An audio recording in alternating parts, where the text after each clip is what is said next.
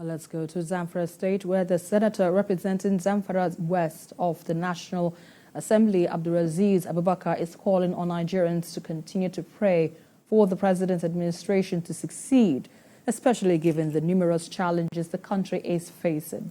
And he said no leader can succeed on his own without divine intervention. And our correspondent Theophilus Darufai reports.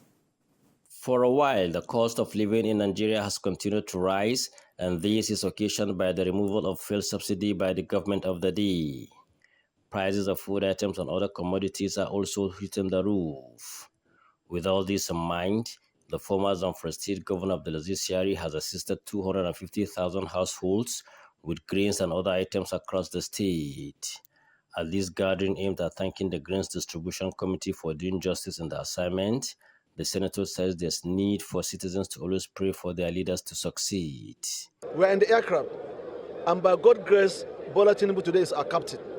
We want him to have a smooth journey and smooth landing. So how can we do that? It's only by intensifying prayer for him. Prayer for president is just as important as anything, because we rely on him to manage our economy, we rely on him to manage our security. So therefore, president needs a prayer more than any other person in this country, more than myself, more than any other person.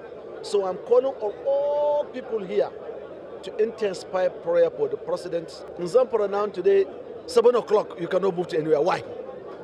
Just because of insecurity. But if God help him tackle that insecurity, we'll continue moving to 247.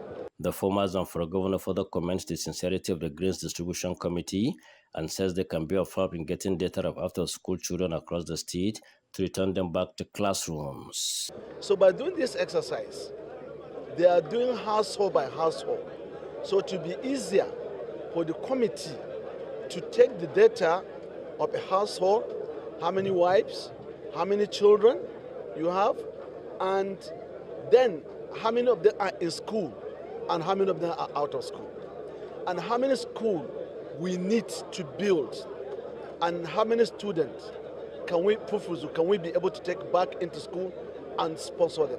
It's not only taking them into school, but also to sponsor the education. We know how hard the country is. Mr. Yari says poverty and injustice from leaders are among other factors responsible for the security challenges facing Zamfara. He promised to increase the number of beneficiaries from 250,000 households to 700,000. Theophilus Darufai, TVC News Gusau.